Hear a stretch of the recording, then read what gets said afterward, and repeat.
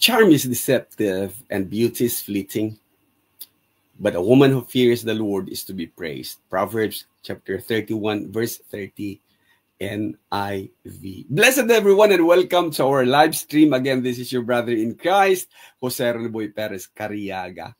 Muli, nagbabalik po ang inyong lingkod sa ating live stream at nagpapasalamat po tayo sa pagkakataon na magkameron tayo nito. Napaka-special po ng araw na ito at talaga namang pinagsikapan natin na makapag-broadcast. Nung nakaraan, hindi po talaga kaya ng boses ng inyong lingkod. Kaya,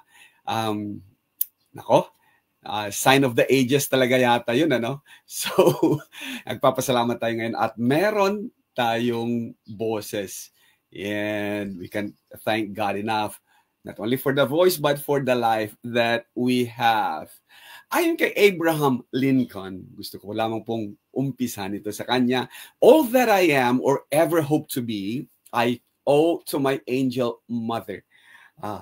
Angel mother talaga ginamit niya. And why did I use Abraham Lincoln for that? Marami po tayong mga gagawin ngayon. At yan po ang pagbabatayan natin because pag-uusapan po natin ngayon lahat ng mga mothers from all shapes and sizes, from all ages, tribes, and races, and all their flaws, special gifts and idiosyncrasies. Ang araw po na ito ay napaka-special para sa inyo at ang araw po na ito ay talaga namang nagpapasalamat tayo na binigyan tayo or binigyan ng buong mundo ng time to recognize, to praise, and not only that, but a lot a day that is especially for mothers. So sa lahat ng mga mothers, Happy Mother's Day. Ulitin natin. Abraham Lincoln said, all that I am or ever hope to be, I owe to my angel mother. Kung meron kayong listahan, what will be an ideal mother para sa'yo? Kung sana may interview natin si Abe, no? What would she be like? Ano kaya yung mga katangian niya? Hindi yung katangian niya, no? Ano kaya yung mga, what particular things? Ano kaya yung mga characteristics? Or ano kaya yung mga values, virtues, and a lot of things na gusto nating malaman. So, lagi kasi pagka Mother's Day or when we talk about mother, yung woman of noble character na nasa Proverbs chapter 31 na listahan ang ginagamit na batayan. And we borrowed also from that in verse 30 yun sa ating scripture reading. Pero, be that as it may, ano kaya ang, kung maliban sa Proverbs 31, ano kaya ang pwedeng gawing katangian, listahan ng mga best mother of all times? O best mothers of all times? What would it be like? What would, sa isang patriarchal society, kasi tayo sa Pilipinas, patriarchal pa rin. Sa isang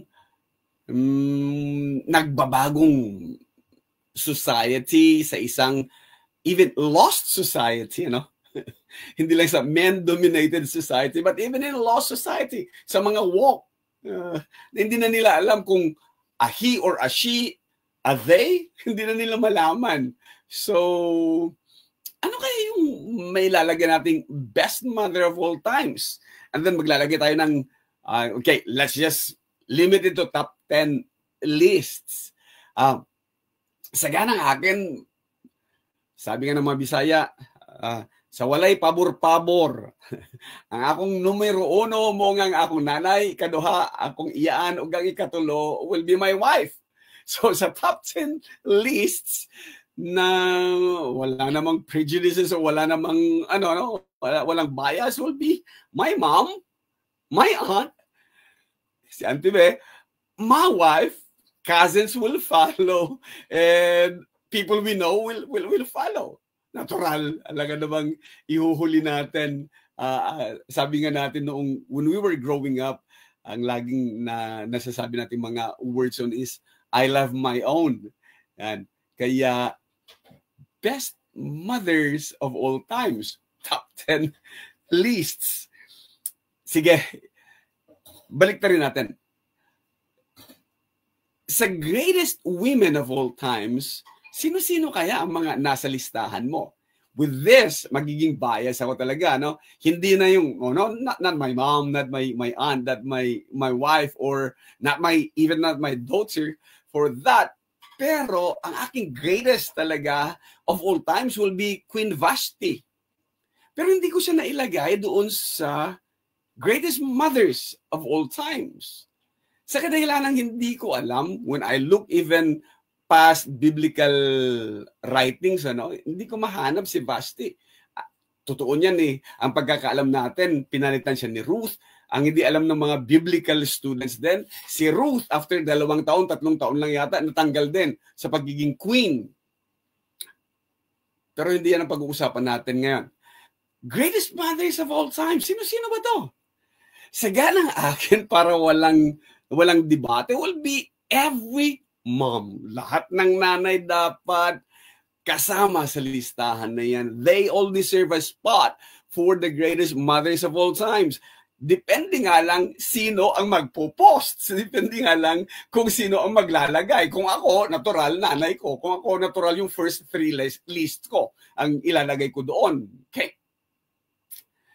Noong 2004, may awitin si Randy Travis, ang title niya ay Angels, at hiniram po natin. So, doon, maalala niyo yung angel mother na sinabi kanina ni Abraham Lincoln. Si Randy Travis, doon sa second, almost, ito yata yung kanyang chorus na eh. Nagtatanong si Randy sa kanyang song, he's saying, are you telling me that you've never seen an angel? Kasi sabi nung isang taong kausap niya, isang mamang kausap niya, to cease to believe. Or kung hindi ko mahawakan, hindi ko makita, hindi all of this physical things, sabi niya, hindi ko tanggap yon. So, in reply sa awiting ito, Randy is asking, or the artist is asking, are you telling me that you've never seen an angel? Never felt the presence of one standing by? No robe of white, no halo in sight. Well, you missed the most obvious thing. Man, are you blind? Just look in your mother's eyes. Galing 2004. Ilang years nasabi na ni Abraham Lincoln, I owe it to my angel mother. Mothers. There are 5 remarkable mothers in the elite list of men. Believe me this. At least, yung 5 na remaining, ilalagay natin ang sino mang gusto nating ilagay doon. But, sa elite list of men, mayroong 5 babaeng napasama doon. Ang isa, implied pa ang 4 na pangalanan talaga. Matthew chapter 1, the book of the genealogy of Jesus Christ, the son of David, the son of Abraham. And here, Matthew started putting sino-sino yung mga nasa elite na listahan nito. 1, in verse 3, Judah the father of Perez, and Zerah by Tamar, and Perez the father of Hezron, and Hezron the father of Ram, Ram the father of Menadab, and Menadab the father of Nashon, and Nashon the father of Salmon, and Salmon the father of Boaz by Rahab, and Boaz the father of Obed by Ruth, and Obed the father of Jesse, and Jesse the father of David the king, and David was the father of Solomon by the wife of Uriah. Wala pong pangalan na inilagay doon. It was just mentioned the wife of Uriah, which was Bathsheba. And in verse 16 it says, and Jacob the father of Joseph, the husband of Mary, of whom Jesus was born, who is called Christ.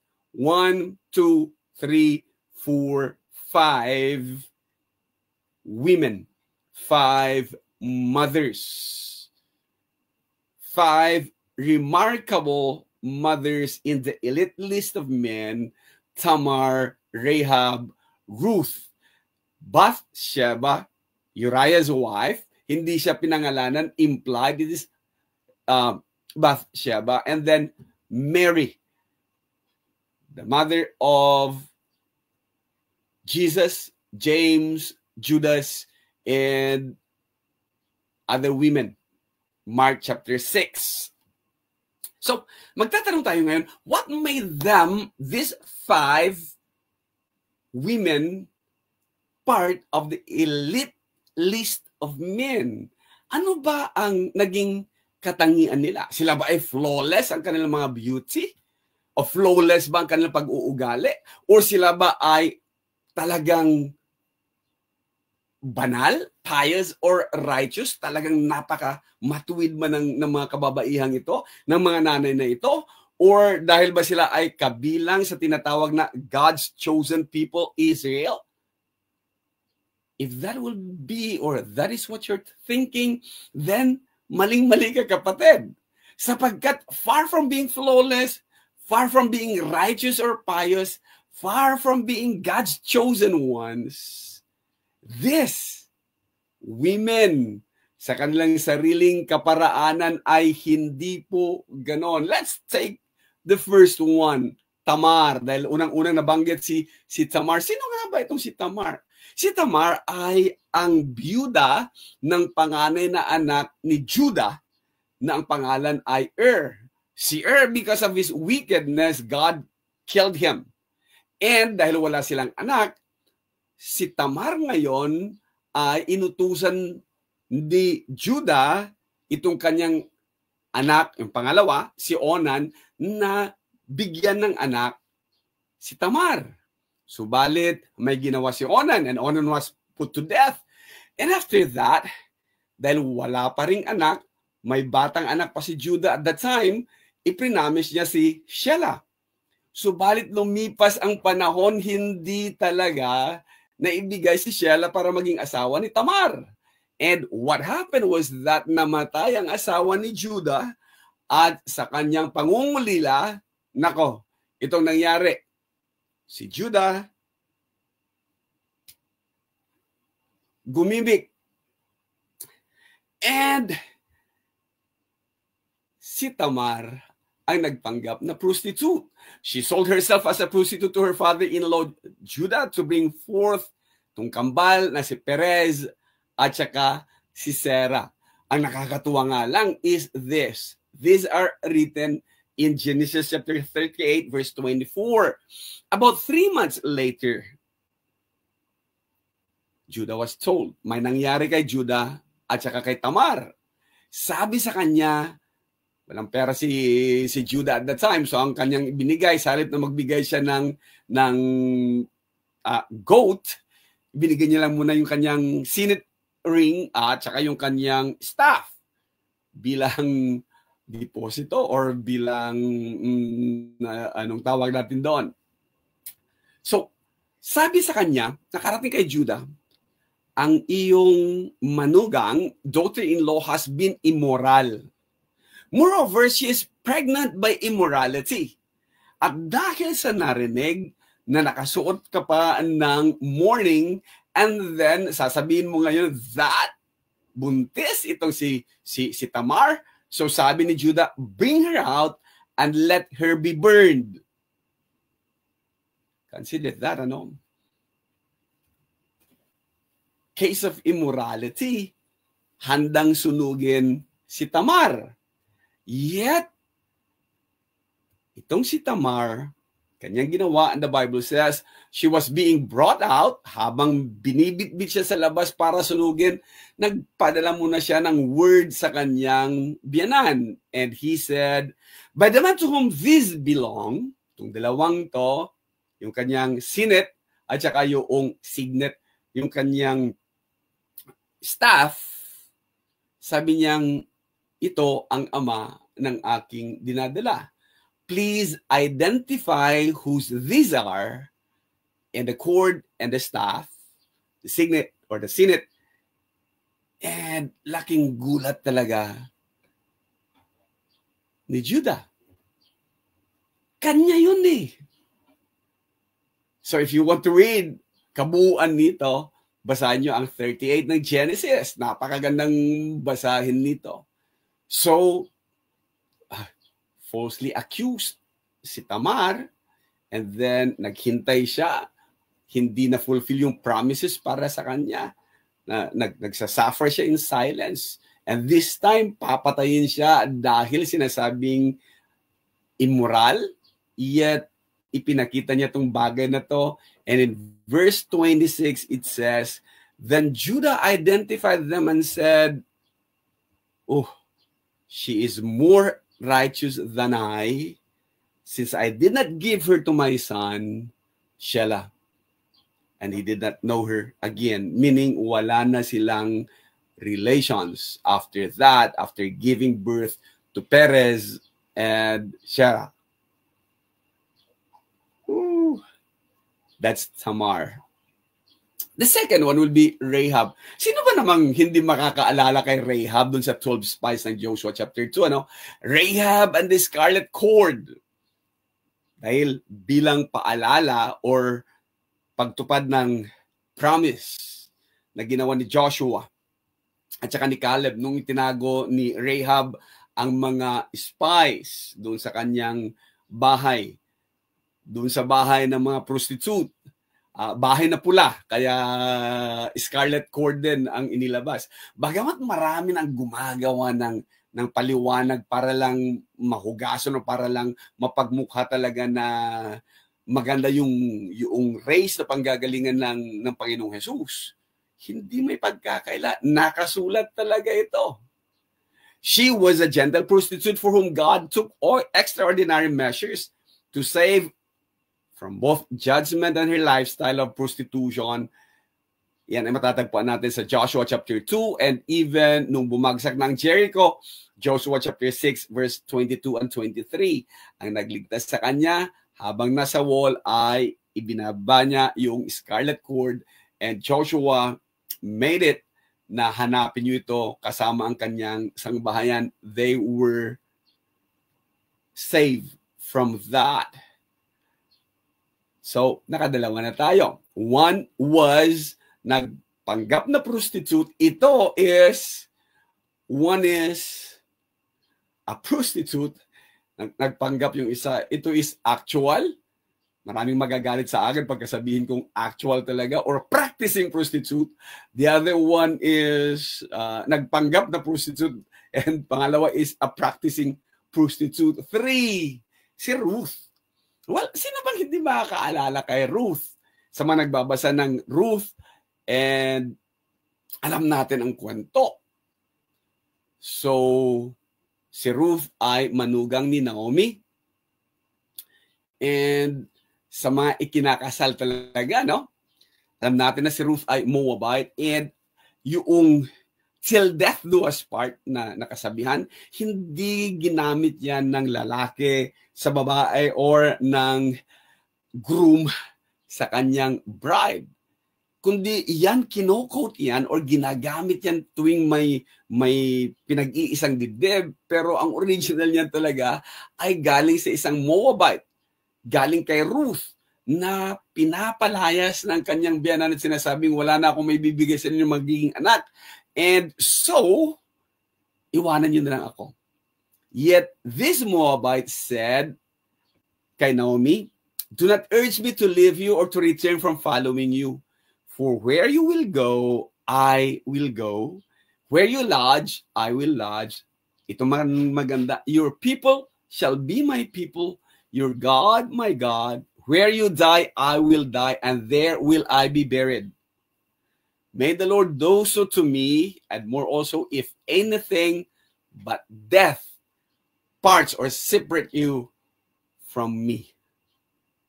Laging nako-quote ito tuwing may kasalan. Yet this was pronounced by a daughter-in-law sa kanyang mother-in-law. At least ngayon, may mga background na yung mga hopeless romantics among us, ano? Ang galing naman ng isang to. So, ang isa is nagpanggap na prostitute. The second one is a practicing prostitute. The third one is mayroon siyang separation anxiety sa kanyang biyanan. And seldom could you find that. Mostly sa mga manugang talaga, kaaway nila ang kanilang biyanan, but not with Ruth. And Ruth married Boaz. And tuloy po tayo sa kwento. The next will be Uzziah's wife or Uzziah's wife, Bathsheba. Ito ang isa sa pinaka malaking balita siguro, no? It must have made the national headlines kung sa panahon sana ngayon. Ito siguro nag-trending talaga. Pero napakalaking secret ito ni David. Truth is, to cover up yung affair ni David kay Bathsheba, pinauwi niya si Uzziah, or Uriah, I should say. Bakit Uzziah na ginamit ko?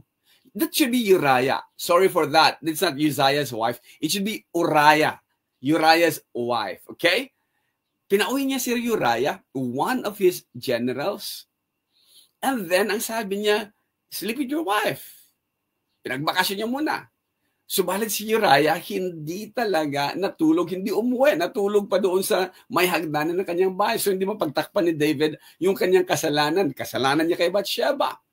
So, the next one na cover up ni David is that ipinapatay niya, inilagay niya si Uriah sa pinaka matinding parte ng labanan. And to make this story short, napatay nga doon si Uriah. Nung napatay na si Uriah, nagkaroon na ngayon ng karapatan si David na kunin si Bathsheba to be his wife. Ang hindi nila alam at that time, buntis na si Bathsheba. Nalaman lamang ito na yung anak ni Bathsheba at na marami nag-iisip na nakabuo si Uriah nung umuwi siya. When that child na ipinanganak ni Bathsheba, si David mismo ang nanalangin at ayaw kumain. You can find that in 2 Samuel chapter 12 na ginagamit din ng inyong lingkod sa mga pagkakataon ng funeral services. That David begged for the life of Bathsheba's child. And so everyone was wondering, bakit ganun siya ka-affected? Bakit ganun siya kalapit doon? Bakit ang mahal na hari hindi kumakain? Bakit ang mahal na hari ay ando doon? Nag-aayuno. So nagtatanong sila, bakit kaya? Bakit kaya? Pumutok ang balita tuloy, it was because may affair si David kay Bathsheba habang buhay, nakikipagdigma si Uriah. At ito din yung nag-lead na sabihin sa kanya ng prophet na you are the man. Ikaw yon, David. So, ayon naman kay Carson, Bathsheba was an adulteress, infamous for her sin with David, and Matthew's peculiar way of referring to her as Uriah's wife may be an attempt to focus on the fact that Uriah was not an Israelite, but a Hittite. Thus, pati si Bathsheba, maaaring hindi din siya Israelite, kundi a Gentile. So, one was nagpanggap na prostitute, the other one is or was a practicing prostitute. Yung isa, may separation anxiety. Ito, adulteress. Tindi naman, no? Paano sila nakarating? Paano sila napasama sa elite list of men na magiging ninuno ng Panginoong Jesus? Last but not least will be Mary. I remember, gumawa ko ng mensahe noon ang title ko kay Mary is 14 because marami nagsasabi noong kausapin siya ng angel, nung betrothed siya kay Joseph, he was just 14. 14 bata. 14. 14. Yet in all of these things, nung kinausap siya, sabi niya, paano mangyayari yan? Isa po akong birhen. And sinabihan siya, how? Sinabihan siya that it is God's will. At ang nakakatuwa dito, sa 14 anyos na ito, ang sabi niya, behold, I am the servant of the Lord. Let it be to me according to your word. And the angel departed from her. Luke 1:38. Batang-bata, yet yung kanyang dedication, yung kanyang submission, sabi niya, let it be to me according to your word. At ang lahat ng mga nangyayaring yon, that early age na maging nanay, hindi lamang ng anak ng Diyos, kundi maging nanay ni Judas, maging nanay ni Santiago, maging nanay ng mga ito, at maagang namatay si Joseph, na isang karpintero. Gaano kaya kahirap ang buhay raising this? At ang kanyang panganay ay hindi pa siyang pumalit na maging man of the house, maging breadwinner dahil nasa ministry pa siya. Then, gaano kaya kahirap ang buhay? Single motherhood nga lang ngayon, kahirap-hirap. How much more sa isang society wherein hindi talaga nagtatrabaho din ang mga kababaihan noon.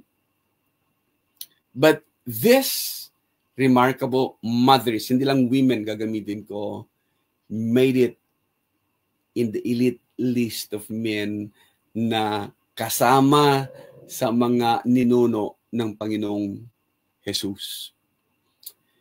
Kung titingnan natin maigi, kagaya na nasabi ko, sino kaya ang mga mapapasama sa listahan ng mga remarkable mothers? Itong 5 ito, absolutely, hindi sila flawless. Absolutely. Kahit na ano pang paliwanag ng iba na gusto nilang hugasan ng kaunti, sabihin, hindi harlot, hindi prostitute si Rahab, kundi yung kanyang bahay, ang tawag lang doon ay ganito. Come on. Hindi magsisinungaling ang Biblia. Kagaya ng sinasabi natin, let it be. Huwag tayong maging lawyering for God na naman. The Bible says, Rahab, the harlot. So, it is. Pero, they were exceptional mothers.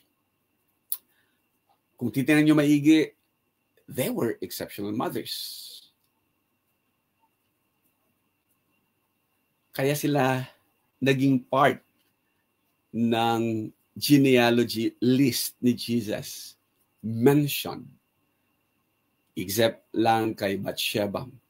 Exceptional mothers in their own rights, exceptional mothers in their own ways. Hindi ko alam ang kanilang mother procedure. Okay? Ang kanilang how they manage their homes. Subalit,